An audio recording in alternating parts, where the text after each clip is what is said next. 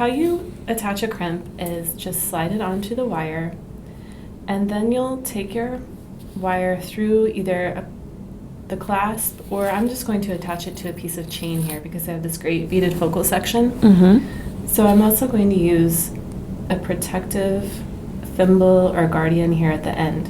And what it is a hollow tube that you place the wire through, and it's in a little U shape just to protect that wire at the clasp.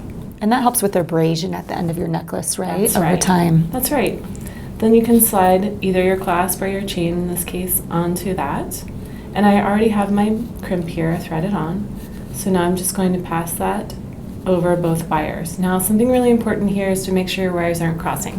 Oh, okay. Right? We never want to get our wires crossed. Don't cross your wires. Or in jewelry. That's right. So they should be exiting parallel.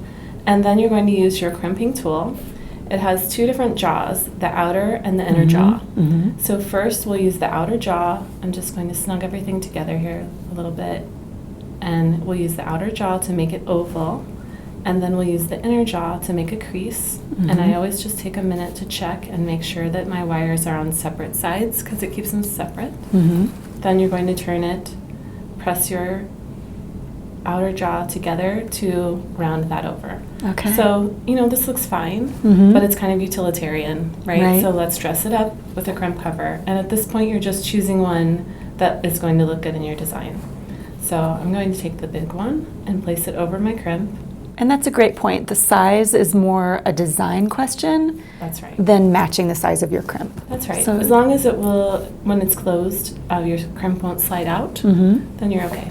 Great. And then you can use your outer jaws on the crimping tool, or you can use a nylon jaw plier to close this up and make it nice and round. Excellent. And then I would just slide all my beads down. And a lot of people leave a little bit of extra wire here.